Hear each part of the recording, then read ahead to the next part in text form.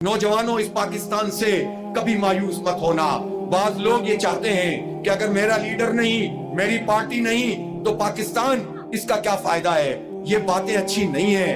कोई लीडर, कोई नईमुर रहमान, कोई इमरान खान, कोई शहबाज शरीफ, नवाज शरीफ, कोई जनरल आसिम मुनीर, इसकी कोई हैसियत नहीं है। इस पाकिस्तान की हैसियत है, और पाकिस्तान की हैसियत भी इसलिए है कि ये हमने अल्लाह के नाम पर बनाया है। जुग्राफिया की वजह से नहीं, नजरिए की वजह से, अकीदे की वजह से।